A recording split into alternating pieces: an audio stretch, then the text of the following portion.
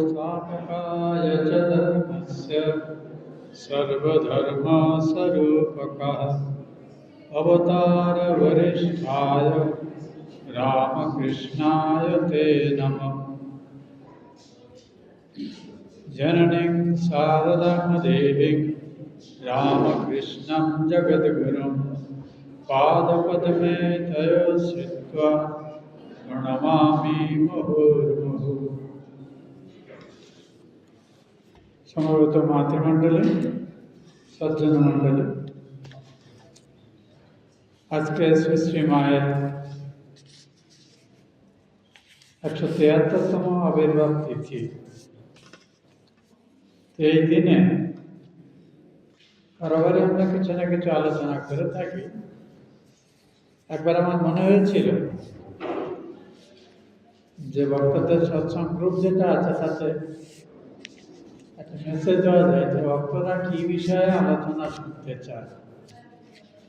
কারণ আমরা আমাদের মতো করে ভেবেচিন্তে একটা ঠিক করে বলি, কিন্তু ভক্তদের যদি কিছু জিজ্ঞাসা থাকে সেই জিজ্ঞাসাগুলো আগে জানতে পারবে, ওই জিজ্ঞাসাগুলি সম্মিলিত উত্তর আলোচনার মধ্যে আসে। এভাবে আমরা বক্তৃতার বিষয় ঠিক করতে পারি। এবারে সময় কম বলে আমি আর দিইনি, তবে নেক্সট এর সময় বলা থাকে। ইভেন অন্য সময়েও আপনারা আমাকে জানাতে পারেন যদি কাজে মনে হয়। ধরুন এরপরে স্বামীজির তিথি পূজা আছে, ঠাকুরের তিথি পূজা আছে, কোনো বিশেষ অনুষ্ঠান থাকলে কোন কোন বিষয়ে আপনাদের জানার আগ্রহ, এতে হয় কি আমরা বুঝতে পারি যে ভক্তদের মধ্যে কোন বিষয়গুলো নিয়ে সংশয় আছে, জিজ্ঞাসা আছে, কিংবা তারা কোন বইটা আর একটু গভীরভাবে বুঝতে চায়। প্রয়োজন এরপর আলোচনা হলে সেটি সকলের কাজে লাগে। আমরা মোটামুটি একটা জেনারেল অ্যাসেসমেন্ট করে বলি থাকি, যেমন আজকেও আমি করতে যাচ্ছি। তা আমি পাঠ আলোচনা যেমন এনজয় করি তা, কিন্তু আমি পাঠ আলোচনা শুনি, প্রচুর পড়ার চেষ্টা করি। চোখের সমস্যা হওয়ার পরে পড়ার জায়গাতে এখন শুনি বেশ। প্রচুর আমাদের তরুণ সাধু আছে, সারদা মঠের মেয়েরাও কিছু কিছু আছে যারা অত্যন্ত সুন্দর আলোচনা করছেন, যেটা ইউটিউবে আপনারা দেখতে পারেন। আর অনলাইনে ডিসকাশন করা তো এখন একটা প্রায় অভ্যাসেই দাঁড়িয়ে গেছে। ফলে দেশে বা বিদেশে থাকা সাধুরাও কিন্তু আমাদের ভারত বিদেশে থাকা সাধুরাও প্রচুর পাঠ আলোচনা করছেন বিভিন্ন গোষ্ঠীর। এগুলো শুনবেন, আপনাদেরও উপকার আসবে। এর ভক্তিবাদক লাভ হলো আপনি এগুলো শুনতে শুনতে কিন্তু আপনার সাধারণ কাজকর্ম করতে করতে এগুলো শুনতে যায়। তাতে হয় কি মনের আগ্রহ বাস্তা চিন্তা না আসে, হাতের কাজটা করছে, তার সঙ্গে সঙ্গে ঠাকুরের মায়ের কথা আলোচনা শুনছে, স্মরণ অনেকটা কাজ হয়ে যায়। আজকে যে বিষয়টি নিয়ে আমি আলোচনা করব স্থির করেছি,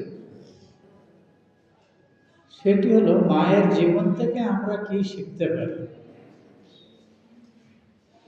যার জন্মদিনই আমরা পালন করি, সে তিথি পুজো উপলক্ষে ঠাকুরের যে কোনো সন্তানদের জন্মদিন পালন হোক, কিংবা ঠাকুর মা স্বামীজির যে তিনটে জন্মদিন আমরা বিশেষ করে পালন করি সেটাও, আমাদের মূল উদ্দেশ্য কিন্তু তাদের জীবনের নিরিখে আমাদের জীবনের সমস্যাগুলোর সমাধান এমনভাবে করা যাতে আমরা জীবনের শ্রেষ্ঠ যে লক্ষ্য শ্রীরামকৃষ্ণ বলেছেন, স্বস্বরূপকে জানা কিংবা ভগবানকে জানা, যেভাবেই আপনি বলতে চান। ভক্তের দৃষ্টি থেকে দেখলে বলতে ঈশ্বরকে জানা, আর জ্ঞানের দৃষ্টি থেকে বললে নিজের প্রকৃত স্বরূপকে জানা।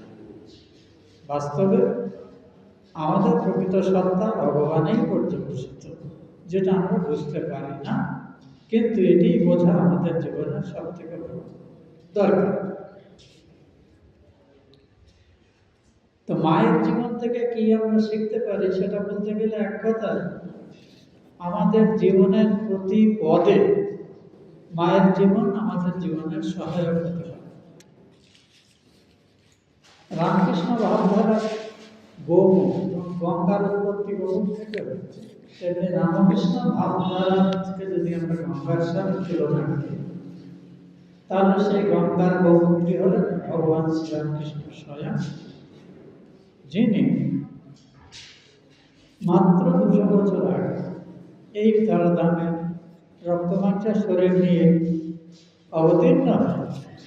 সনাতন ধর্মের যত রকম ঈশ্বরীয় ধ্যান ধারণা সাধন পদ্ধতি আছে তার সবগুলিরই অনুশীলন এদের জীবনে করে ধর্ম সম্পর্কে, ঈশ্বর সম্পর্কে আধুনিক মনের যত রকমের জিজ্ঞাসা, সংশয়, কৌতূহল থাকে তার নিরসন হাতে কলমে করে দিয়ে গেছে। কাজে এখন এই ভগবান আছেন কিনা এই নিয়ে ফালতু তর্ক করে সময় নষ্ট করার কারোর আমাদের প্রয়োজন নেই। কেউ যদি করে, ঠিক আছে, তুমি তোমার প্রশ্ন নিয়ে থাকো, নমস্কার, আপনি আপনি বলছেন।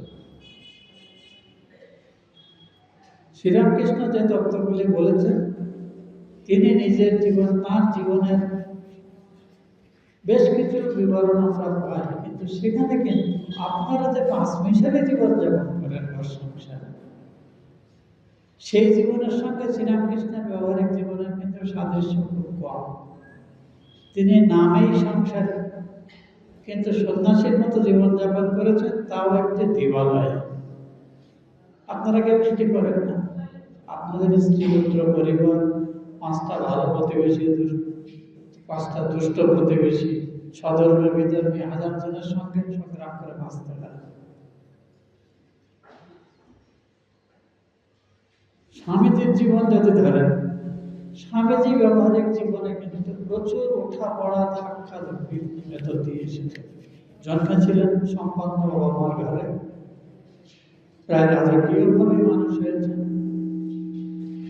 কিন্তু বাবার অকাল মৃত্যুর পরে সীমাহীন দারিদ্র্যের মধ্যে দিয়ে তাকে যেতে হয়েছে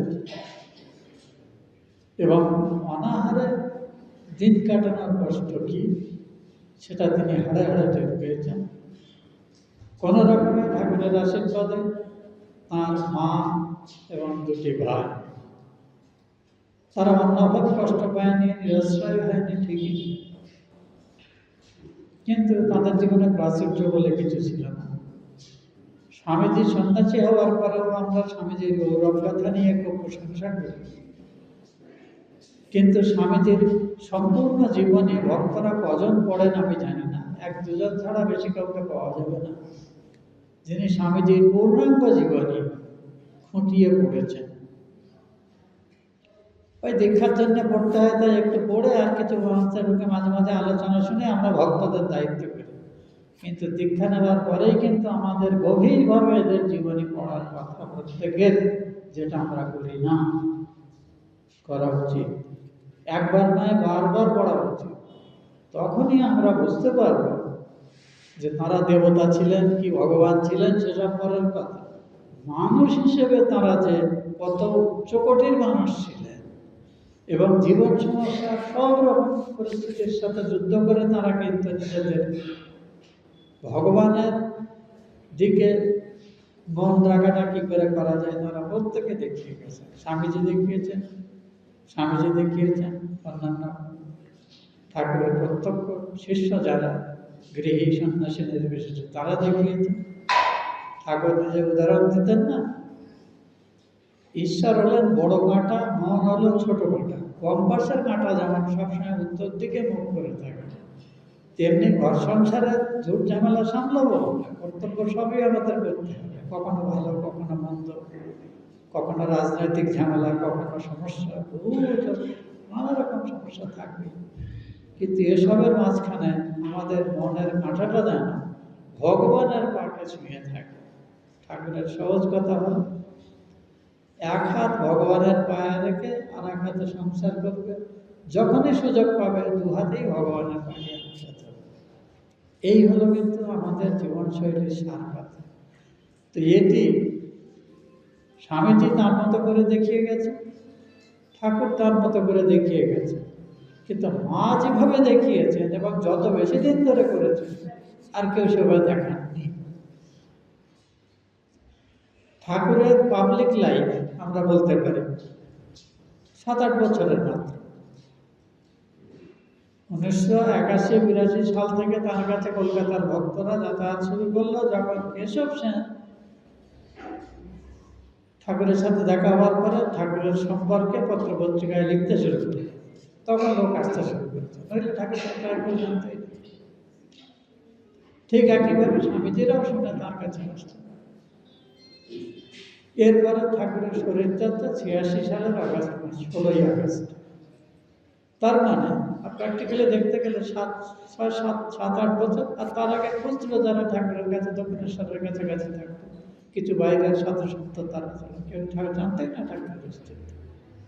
কাজে ঠাকুরের পাবলিক লাইফ আমরা বলতে পারি খুব বেশি হলে 8 বছরের। স্বামীজি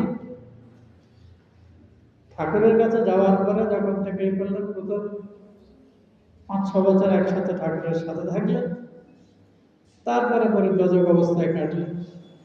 কিন্তু যে স্বামীজিকে আমরা প্রচারক হিসেবে জানি, সে স্বামীজিকে জানি আমরা 93-এ আমেরিকাতে যাওয়ার পরে, যখন তিনি সারা পৃথিবীর মানুষের কাছে স্বীকৃতি পেলেন, তখন আমরাও স্বামীজির সম্পর্কে আগ্রহী হতাম। তার আগে স্বামীজির সম্পর্কে কেউ বলছে। কাজে স্বামীজির পাবলিক লাইফ আমরা বলতে পারি এই 92-93 সাল থেকে শুরু করে 1902-এর লাস্ট তার পাবলিক লেকচার তো শিলংয়েই হয়েছিল, আপনারা জানেন, 1901-এর সাথে। ওই 9 থেকে 10 বছর, খুব বেশি। সে তুলনায় ঠাকুরের শরীরযাত্রা 86 সালে, তারপরে বছর 2-1 মাকে অত্যন্ত কষ্টের মধ্যে কাটাতে হয়েছে।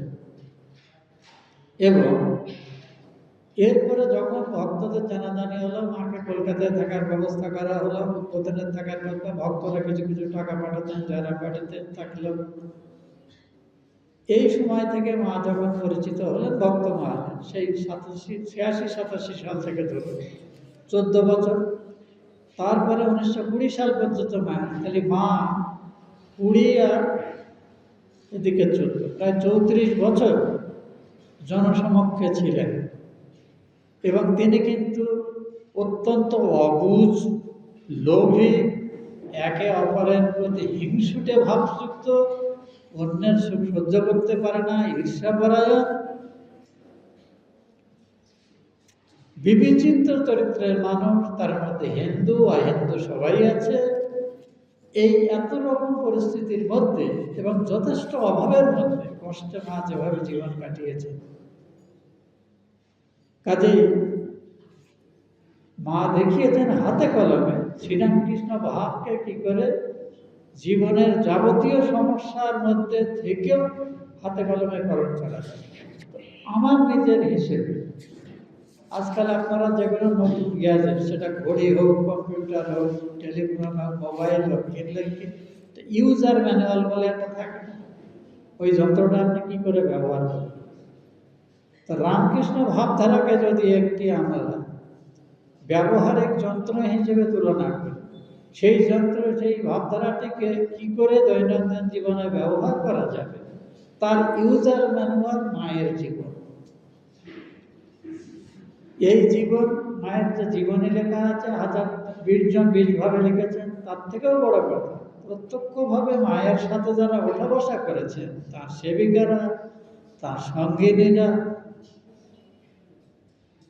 এদের থেকে প্রত্যক্ষভাবে তথ্য জোগাড় করে সৃষ্টি মায়ের কথা, বা আমাদের কয়েকজন স্বামীজি যারা মায়ের সেবক হিসেবে কাজ করেছেন ছোটবেলা থেকেই, এদের যে জীবন কথাগুলো, মায়ের স্মৃতি কথা, এগুলো আমাদের ফুটিয়ে পড়তে হবে। তাহলে দেখতে পাবেন আপনি আমি জীবনে যত রকমের সমস্যার সমাধান হই, এবং যে সমস্যার সামাল দিতে গিয়ে আমরা জেরবার হয়ে যাচ্ছি, ভগবানকে ডাকার সময় পাচ্ছি না, এর থেকে অনেক গুণ বেশি সমস্যার মধ্য দিয়ে মা জীবন কাটিয়েছেন।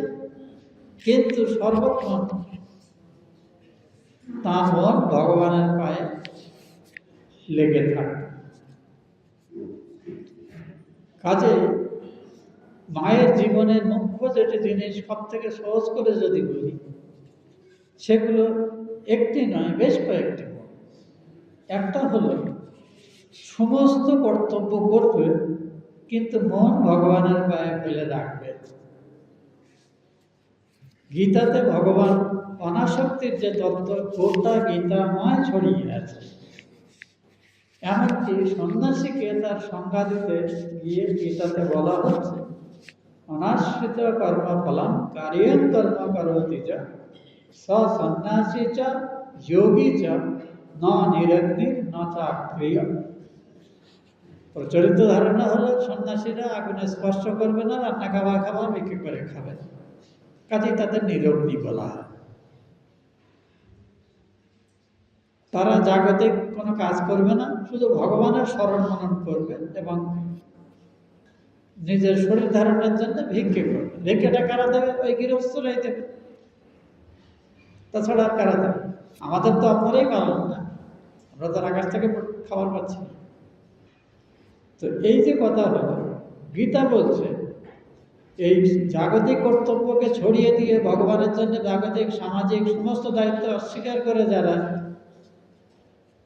ভগবানের নাম জপতে, তাদেরকে প্রকৃত সন্ন্যাসী না বলে গীতাতে ভগবান বলছেন সমস্ত কর্তব্য কর্ম করবে, কিন্তু সেই কর্মের প্রতি কর্তব্য হিসেবে করবে, এটা আমার করা উচিত তাই আমি করছি, ভগবান যেটুকু বিদ্যা বুদ্ধি দিয়েছেন সেটা কাজে লাগিয়ে। কিন্তু এর পরিণাম অনুকূল হলেও আমি কর্তব্য করে যাব, প্রত্যাশা অনুযায়ী ফল পেলেও কর্তব্য করে যাব, এবং এই কর্তব্য করার জন্য কোনো বিশেষ অধিকার বা সার্টিফিকেট আমি দাবি করব।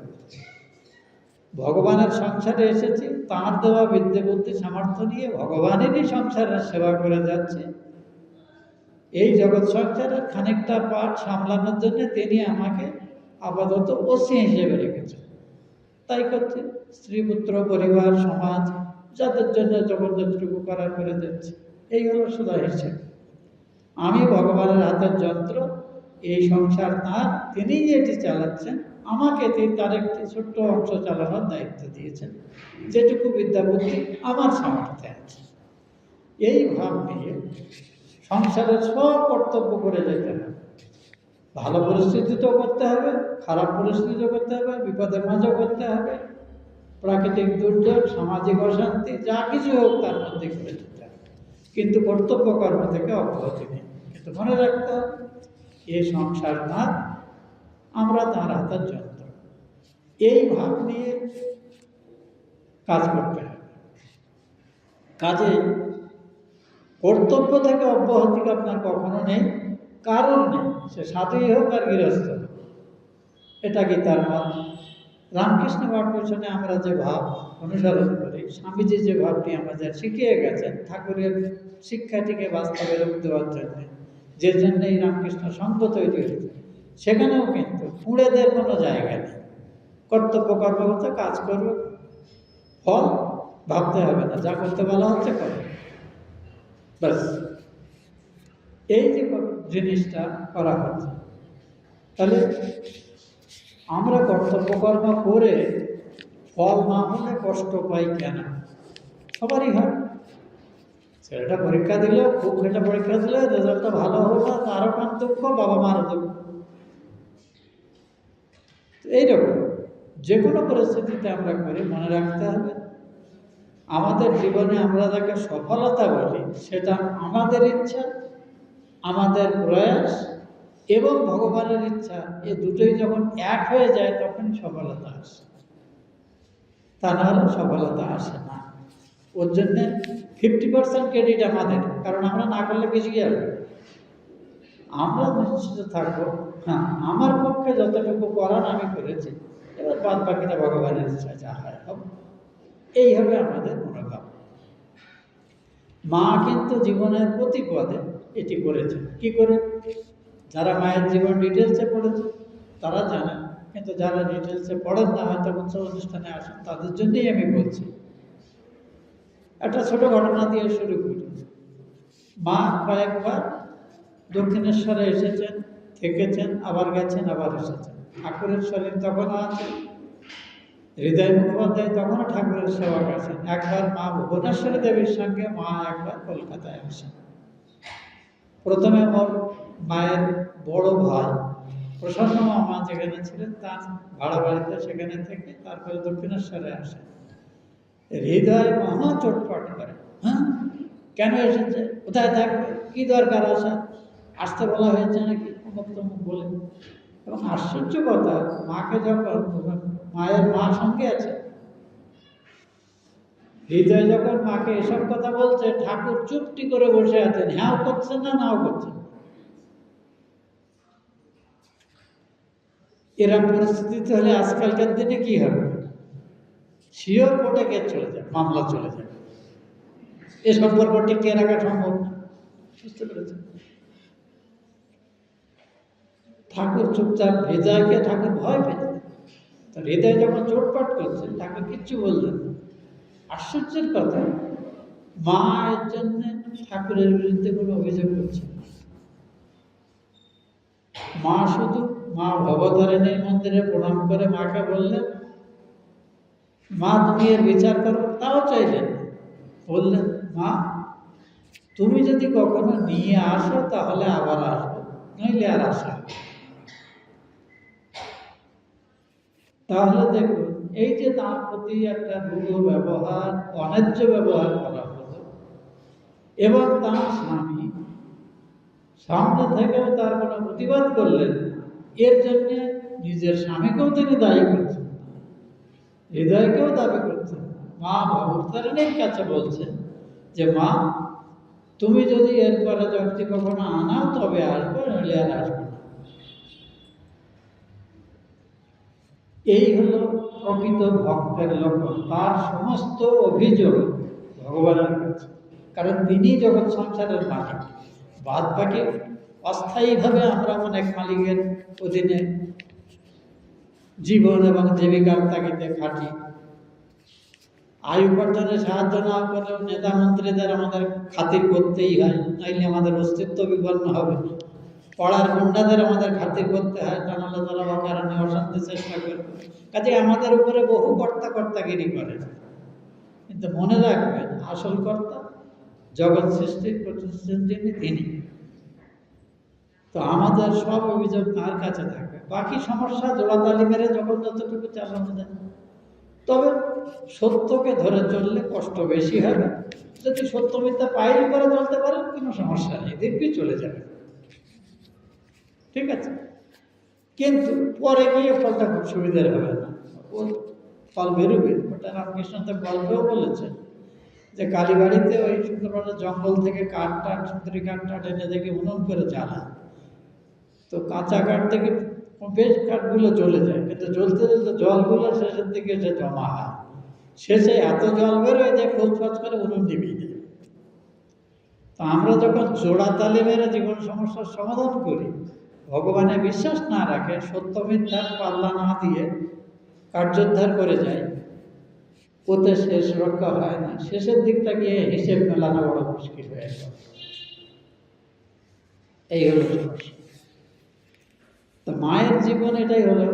মা আপনারা জানেন, প্রচুর আপনারা পড়েন, নিয়মিত চর্চা হয়। মা এক মুহূর্ত চুপচাপ বসে থাকতেন না, কাজ করতেন। যে ঠাকুরের, এবারে আমি কোনো একটা কাজে দক্ষিণেশ্বরে যেতে হলো, তা আমি ঠাকুর প্রণাম মন্দির করে এসে, এখন তার ঠাকুরের ঘরে বসে জপ করতে দেয় না, এখন বাইরে থেকে দেখতে হয়। তা আমি মায়ের ঘরটা বাবু অনেকক্ষণ ধরে ওখানে বসে বসে শুধু মায়ের ঘরটা স্টাডি করছি, ঘরটা কিরকম।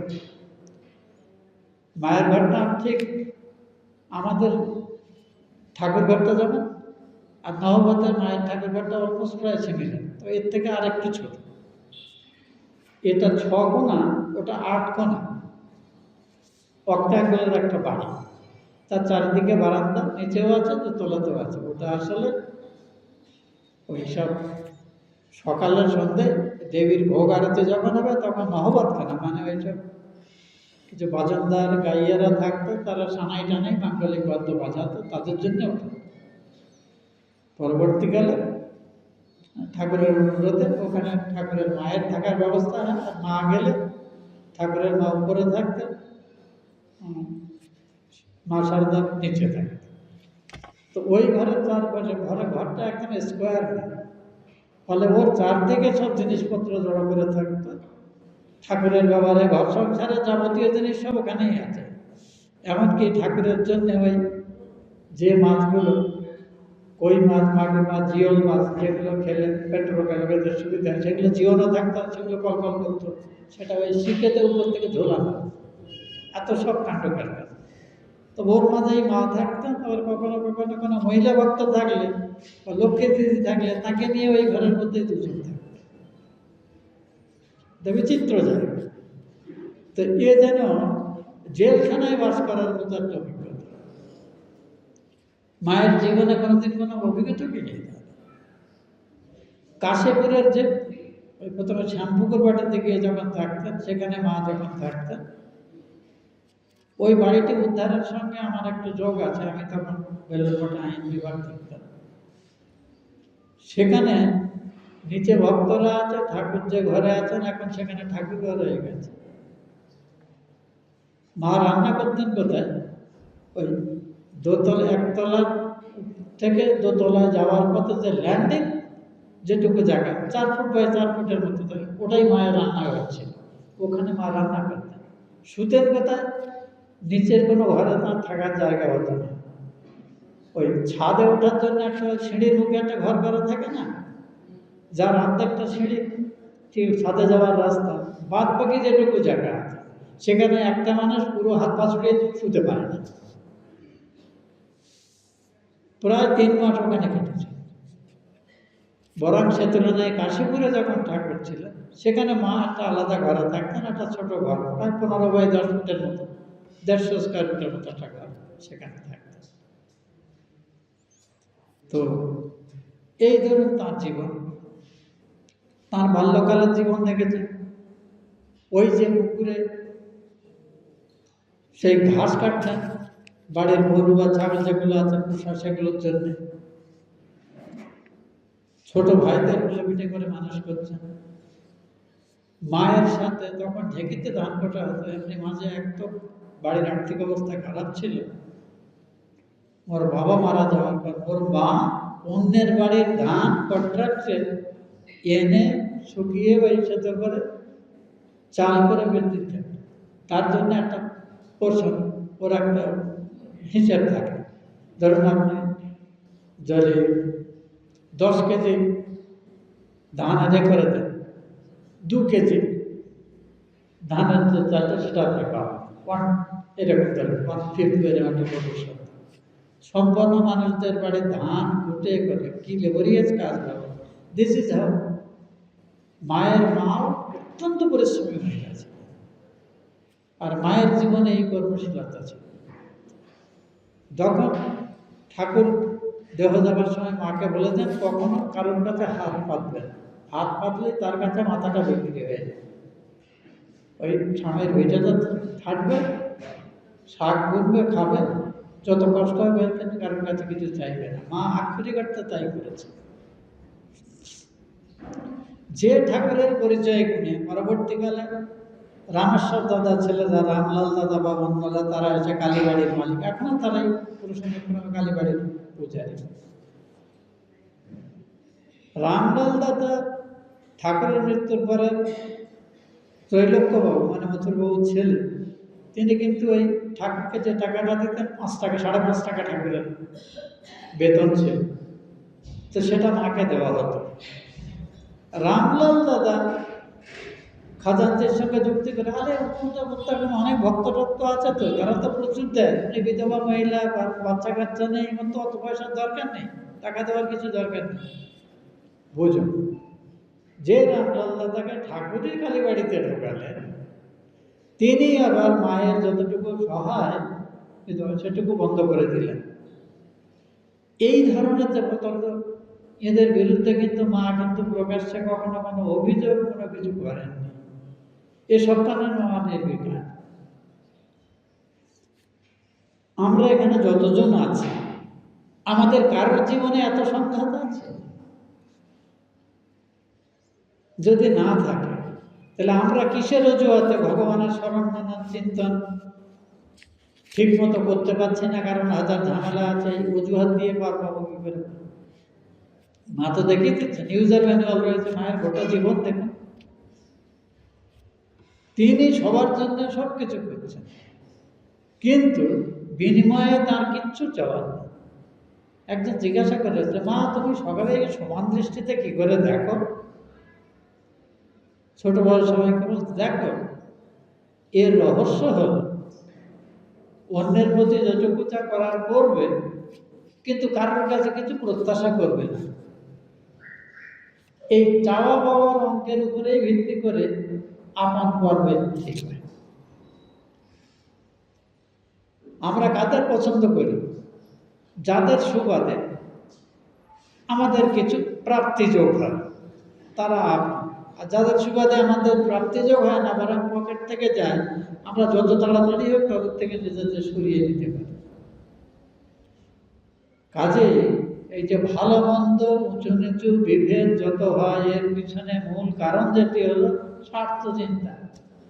মায়ের তিনি কার জন্য কি করতে পারছেন কি পারছেন না, এটাই তার একমাত্র চিন্তার বিষয় ছিল।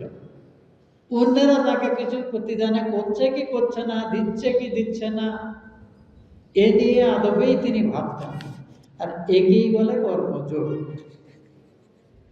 কিন্তু এরকম কাজ হয়তো সমাজে কেউ কেউ করে। আপনি দেখবেন বাবা মা সন্তানকে জন্য যথেষ্ট করেছে, সেই সন্তানরা তাদের অনাদর করছে, কিন্তু তারা মুখ ফুটে কখনো কারোর কাছে সে নিয়ে বলতেও যায় না। এমন মানুষও দেখাচ্ছে, আমি দেখেছি এমন মানুষ। তাহলে এই মানুষদের থেকে মা শারদার মতো মানুষের তফাৎ কোথায়? তফাৎ একটা হলো, আপনারা আমরা রক্তের সম্পর্কে যারা সম্পর্কিত, ছেলে মেয়ে ভাই বোন বাবা কাকা জ্যাঠা, নিজের লোক, স্ববংশের লোক, তারপরে স্বধর্মের লোক, স্বগ্রামবাসী, এইভাবে যে আমরা একটা নিজের নিজের পরিকল্পনা গড়ে তুলি না, আমাদের চিন্তাটা এদের সবাইকে আমরা মানুষ ভাবি। মা যখন কারোর সেবা করতেন, সে শিষ্যেরই হোক আর স্বামীরই হোক, গুরুরই হোক বা গুরুতুল্য ব্যক্তির হোক, মা সবাইকে ভগবান জ্ঞানে সেবা করতেন। স্বামীকেও ঈশ্বর জ্ঞানে সেবা করেছেন, শিষ্যকেও শিষ্য জ্ঞানে সেবা করেছেন, সন্তান জ্ঞানে দেখছেন। মা যেন সন্তানের কাছে প্রত্যাশা কিছু না করেও সন্তানের জন্য যতটা করা যায় করে থাকে। মা শারদা দেবী তার গর্ভজাত সন্তান নন এমন সকল জাতের মানুষ যারা তার কাছে এসেছে তাদের তিনি সন্তান ভাবে দেখতেন। এমনকি ঠাকুরকেও তিনি সন্তান ভাবে দেখতেন। তো প্রশ্ন আছে, একজন জিজ্ঞাসা করে, আপনি ঠাকুরকে কোন চোখে দেখেন? স্বামী রূপে, সন্তান রূপে, নাকি না ভগবান রূপে? সবভাবেই দেখি। তাহলে দেখুন, মায়ের জীবন থেকে আমাদের শেখার হলো কি? জীবনের কর্তব্য অনুকূল প্রতিকূল সব পরিবেশে করে যেতে হবে। কর্তব্যের গানে যতদিন ভগবান সামর্থ্য রেখেছেন করবে, তারপরে যখন সামর্থ্য থাকবে না, ভগবানের কাছে বলবো ঠিকই আছে, এখন তুলে না। আর যখন আমাকে দিয়ে কাজ দেয়, অন্যের বিড়ম্বনা হয়ে এখানে বাঁচতে কর্তব্য করে যেতে হবে। কিন্তু ভগবানের কাছে কারোর কাছে কিছু কর্তব্য করে যায়, কিন্তু অন্যের আপনার প্রতি কর্তব্য বিনিময় করলো কি করলো না, এর হিসেব যেই করতে যাবেন তখনই কষ্ট পাবে। যদি প্রত্যাশা না থাকে কষ্ট পাবে। নিজের সন্তান, নিজের মেয়েরা, তারাই যদি অবাধ্য হয় বা বিষয় সম্পত্তি নিয়ে ঝগড়াঝাঁটি অশান্তি করে, তখন কষ্ট পায় কারা? যারা মনে করেছে এদের সেই একেবারে শিশু অবস্থা থেকে পেচ্ছাপ পায়খানা পরিষ্কার করা থেকে বড় করেছে, এখন আজকে এরা বড় বড় কথা বলছে, আচ্ছা এটা আমাদের প্রতি কর্তব্য করছে না, এই ভেবে কিন্তু আমরা অনেক কষ্ট পাই।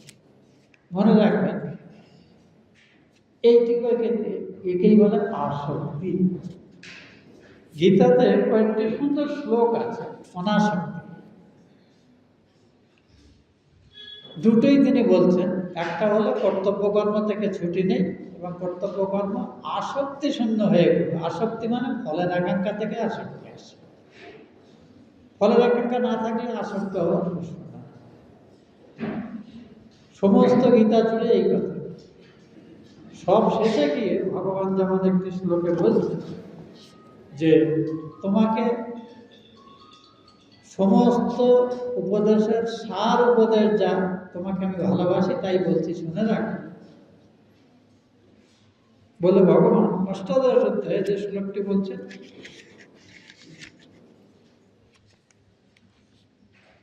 মন্মনা ভব মদ্ভক্ত মদ্যাজি মাং নমস্কুরু মামে বৈশ্যসি সত্যম তে প্রতিজানে প্রিয় শিবে। অর্জুন, তুমি আমার প্রতি মনযুক্ত হও, মানে শুধু আমার চিন্তাই করো, অন্য কারোর চিন্তা করবে না। এখানে কৃষ্ণ রূপে যাঁচে মাতৃকুলের সঙ্গে সম্পর্কিত মামাতো ভাই, এই কৃষ্ণ না, জগৎ স্রষ্টা কৃষ্ণ ভগবান। এইভাবে আমার ভক্ত হও, আমার পূজা করো, আমাকে নমস্কার করো। আমি প্রতিজ্ঞা করছি, এইভাবে যদি তুমি জীবনে চলতে পারো, তুমি পরিশেষে অর্থাৎ এই দেহের পতন হলে আমাকেই পাবে, তোমাকে আর জন্মমৃত্যুময় সংসারে ফিরে আসতে হবে না। এটাকে ভূমিকা করে বলতে সর্বোচ্চতম ভূয় শ্রেণমে পরমাঙ্গজ, সব থেকে গোপনীয় এবং অতিশয় গোপনীয় আমার যে পরম রহস্যময় পরামর্শ, সেটা অর্জুন তোমাকে আমি দিচ্ছি, ভালো করে শুনে রাখো, এতেই তোমার সর্বাধিক কল্যাণ হবে বলে এই উপদেশটি ভগবান। একই কথা আছে, সর্বধর্মান পরিত্যাজ্য মাম একম শরণাং ব্রজ, এই একই শ্লোকের পরের অংশে এটি বলছে। এটি আপনারা শুনে যান শ্রী শ্রী মায়ের কথা থেকে। আত্মীয় স্বজনের দুর্ব্যবহার, স্বামীর এবং স্বামীর পরিবারের মানুষের দুর্ব্যবহার বা অযৌক্তিক ব্যবহার, ঠাকুর দুর্ব্যবহার কখনো করেননি, কিন্তু কিছু কিছু ব্যবহার সত্যি আমাদের বিদ্যা বুদ্ধিতে খুব বোঝা মুশকিল। যেমন হৃদয় যখন তাকে অপমান করলেন, তখন ঠাকুর চুপ থেকেছে, এটা আমাদের কাছে বড় অসুবিধা। একবার তার হাত ভেঙেছিল, তারপর মা এসেছে, বলে কবে বেসছিলে? বলো এই দেখো বৃহস্পতিবার বলে অসময় এসেছে বলেই আমার এই হাতটা ভেঙেছে, যাত্রা বদল করে এসো। মা তো তখনই যাচ্ছিলেন, বললেন না আজ থাকো, কালকে যেও। আমরা এখন গাড়ি করেই কামারপুকুর জয়রাবাটি গিয়ে ফেরত আসতে হাঁট ধরে যাই আমাদের। আর এই রাস্তা মা অত কষ্ট করে এসেছেন যাত্রা বদল করার জন্য, ঠাকুর তাকে পাঠিয়েছেন, কোনো প্রশ্ন নেই, বিনা প্রশ্নে মা সেটি করেছে। কেন করতেন? মা জানতেন, মানে মায়ের যে অঙ্ক জীবনে, সেটি হল আমার স্বামীকে দেবতা জ্ঞানের সেবা করা আমার কর্তব্য। তিনি আমাকে তার বিনিময়ে কি করবেন সেটা তাঁর বিবেচনা। এটা শুধু স্বামীর সম্পর্কে না, সন্তান বা সন্তান স্থানীয় শিষ্য বা আত্মীয়, ভাইপো ভাইজি ভাই বোন, এদের সকলের ক্ষেত্রে কিন্তু একই অ্যাটিটিউড নয়। আমার যা করা আমি করব, ওর কিছু করবে কি করবে না সে নিয়ে আমার ভাবারও দরকার নেই, কোনো প্রশ্ন করারও দরকার নেই, অভিযোগ করারও দরকার নেই। এই অ্যাটিটিউড আমরা যদি অন্তত 50% করতে পারি, আপনি কল্পনা করতে পারবেন না আপনি কীরকম আনন্দ থাকবেন। আমরা অন্যের কথা বলতে পারি না। আমি এই 49 বছর পার করে 50 বছরে পড়েছি এই রামকৃষ্ণের সঙ্গে। তো এখানে অন্তত আমরা এত বছর ধরে কিন্তু এই জিনিসটাই অভ্যাসের চেষ্টা করছি। যেভাবে ঠাকুর করেছেন, মা করেছেন, স্বামী করেছেন, ওর 1/10 তো করা যায়নি, চেষ্টা করছি। এখনো আমাদের মধ্যে যথেষ্ট পছন্দ অপছন্দ, মান অভিমান সব মাথার মধ্যে লেগে করে, কিন্তু আমরা চেষ্টা করছি ওই মায়ের এই যে মানসিকতাটিকে আয়ত্ত করা, সারা জীবন ধরেই চেষ্টা করছি। আমাদের কথা হলো এই বিষয়টি আমাদের ভালো করে বুঝতে হবে যে কর্তব্য কর্ম করে যাব, মনটা ভগবানের পায়ে ফেলে রাখবো, ভগবানের সংসারে সেবা করছি, স্বামীরও সেবা করছি না, ছেলেরও সেবা করছি না, মেয়েরও সেবা করছি না, কিংবা সাধু মহাত্মাদেরও সেবা করছি না। এই সব ভগবানের সংসার। ভগবানের সংসারে ভগবান আমাকে পাঠিয়েছে খানিকটা বিদ্যে বুদ্ধি দিয়ে, সেটুকু সদুপযোগ করে আমি তার সন্তান রূপে, ভগবান রূপে মানুষের সেবা করব। এই যে শিবজ্ঞানে জীবসেবার ভাবটি, শুধুমাত্র আশ্রমে আসবো, শুনবো, কিছু লোককে একটু, গরিব লোককে একটু কাপড় দিলাম, দুটো খেতে দিলাম, করতে দিলাম, এটা না। ভাবটা হলো ব্যবহারিক জীবনে এটিকে নিয়ে আসতে হবে ঠিক মা যেভাবে করতেন। আমরা নিজের সামর্থ্যের কিছুটা অন্যদের সাহায্য করার মাধ্যমে সেবা করছি বলে মনে করি, কিন্তু ঠাকুরমার স্বামীজি সেই অর্থে তো কাউকেই প্রায় আর্থিকভাবে সেবা করতে পারেন না। শুধু কায়িকভাবে তাদের যেতটুকু স্মরণ মনের মাধ্যমে, প্রার্থনার মাধ্যমে, অপরের কল্যাণ চিন্তার মাধ্যমে তারা মানুষের সেবা করেছে। তার মানে এই যে কর্মযোগের উপদেশ আমরা গীতাতে পাচ্ছি, ঠাকুরমা স্বামীজির জীবনে পাচ্ছি, স্বামীজির কথাতে পাচ্ছি, এটার কিন্তু আমাদের আরো গভীরভাবে বোঝার একটা আন্তরিক চেষ্টা করে যেতে হবে। এবং এটি বোঝার জন্য যত ডিটেলসে আমরা মায়ের জীবনীটা পড়ব, তত আমরা বুঝতে পারব যে কীরকম। আর দুই একটি ঘটনা উল্লেখ করে আমরা শেষ করবো, আমাদের সময় কম। ভক্তরা যারা মায়ের কাছে গেছে, তারাও কিন্তু সবসময় মায়ের সঙ্গে খুব যুক্তিসঙ্গত ব্যবহার করে, জ্বালাতন করেছে যথেষ্ট পরিমাণে, কিন্তু মা যেন ধৈর্যের পাহাড়। কষ্ট সহিষ্ণুতা যদি বলেন, তখনকার দিনে কিছু উদ্ভট চিকিৎসা পদ্ধতি ছিল। মায়ের ওই স্প্লিন বেড়ে গেছিল, তো ওটার জন্য ওই সেই বদনগঞ্জ বলে একটা জায়গাতে, সে জায়গাটা আমার যাওয়ার সুযোগ হয়েছে। একটা বাপুচারের সম্মেলনে গেছিলাম, সেখানে জায়গাটা দেখলাম। একটা শিব মন্দির বারান্দায় বেলে দাগানো বলতো, ওই বেলের কাঁটা দিয়ে খুব পেনফুল একটি যেটা চিকিৎসা পদ্ধতি। তো ওটা করলে লোকেরা ছটফট করে ওঠে, বেশ শক্ত সমর্থ দুজন লোকটাকে ধরে রাখে যখন ওই ট্রিটমেন্ট করে। মা বলছেন কাউকে ধরতে হবে না, কিছু করতে হবে না, তোমার যা করতে হয় করো, আমি চুপচাপ থাকবো। এত কষ্টদায়ক চিকিৎসা হলো, মা একটু ওঠো শব্দ করল। এই জিনিস, এই সহ্য শক্তি অতিমানবীয় সহ্য শক্তি। এই অতিমানবীয় সহ্য শক্তি মানুষের মধ্যে যখনই আসে, যখন মানুষ ভগবানকে সঙ্গে নিজের একাত্মতা অনুভব করে, এবং অত্যন্ত উচ্চ পর্যায়ের যোগী, যার দৃষ্টান্ত আমাদের রামকৃষ্ণ সংঘের ইতিহাসে দুজন দেখিয়েছেন। স্বামী ত্রিগুণানন্দজি আছেন, আর একজন স্বামী তুরীয়ানন্দজি, যারা অপারেশন করার সময় বলেছেন অ্যানাস্থেসিয়া লাগবে না, অপারেশন শুরু করছেন কখন বলবেন, অপারেশন হয়ে গেলে বলবেন। ত্রিগুণানন্দের শরীরে একটা ক্ষত হয়েছিল, সেটা সেটা কাটার জন্য প্রায় 3-4 ইঞ্চি ডিপ করে কেটে করতে হয়েছে। কোনো অ্যানাস্থেসিয়া নয়, কিচ্ছু নেই। কার্বাঙ্কল হয়েছে, তুরীয়ানন্দের কাশিতে ট্রিটমেন্ট হয়েছে একইভাবে। এটি কখন করা যায়? এটা যোগশাস্ত্রের বিষয়। আপনি যখন তত্ত্বজ্ঞান লাভ হয়, তখন আমাদের মনে শরীরটার থেকে আমাদের পৃথকত্ব বোধ এসে যায়। কীরকম?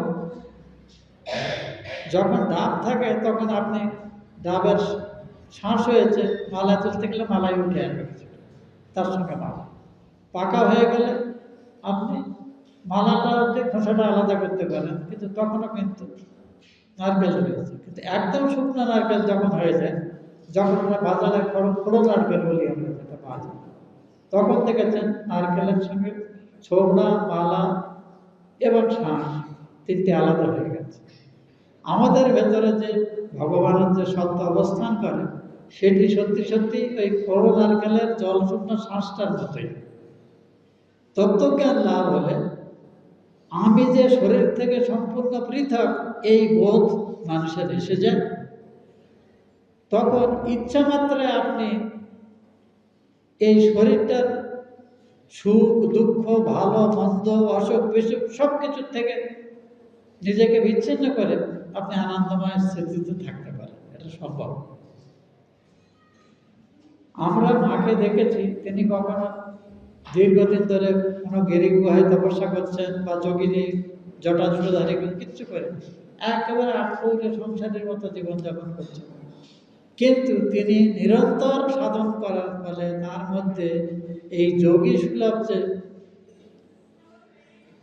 অনাসক্তি এবং দেহবুদ্ধির ঊর্ধ্বে মনকে রেখে দেহের সমস্ত সুখ দুঃখকে উপেক্ষা করার ক্ষমতা সহজাত অবস্থা, ন্যাচারাল একটা অবস্থা হয়ে গেছে। ফলে ওই এত একটা পীড়াদায়ক চিকিৎসার সময় তাকে কোনো রকমের ধরতে তিনি চুপচাপ থেকে গেছে।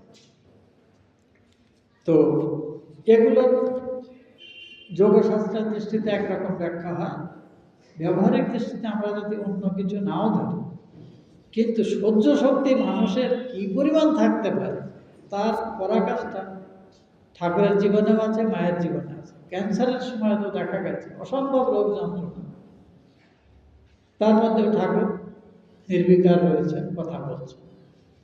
এক সময় বলছেন একদিন বড্ড কষ্ট হচ্ছে, কি করা যায়।